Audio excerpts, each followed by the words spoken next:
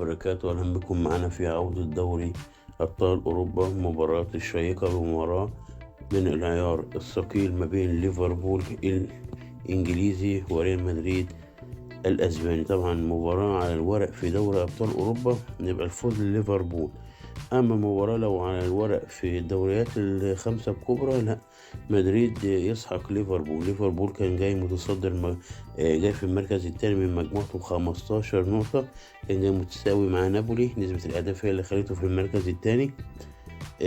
ليه جاي 17 هدف وعليه 16 وعليه 6 أهداف.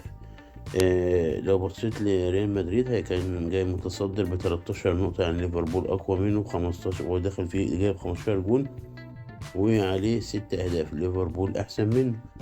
مباراة تبقى يوم الثلاث إن شاء الله 21/2 الساعة 10 مساء بتوقيت القاهرة على قنوات بين سبورت. بس لو بصيت بقى كورق ودنيا، لا، ريال مدريد تاني الدوري.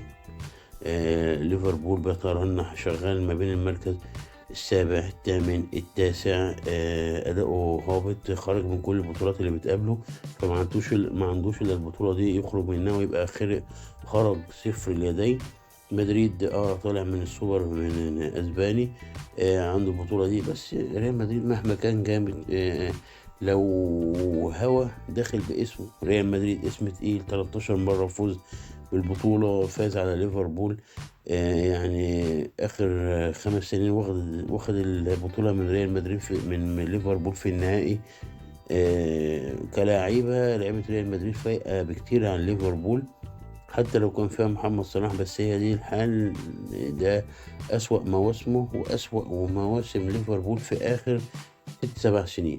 والتوفيق إن شاء الله، وتكون مباراة قوية. وده كل ما لدينا في الفيديو، والسلام عليكم ورحمة الله وبركاته.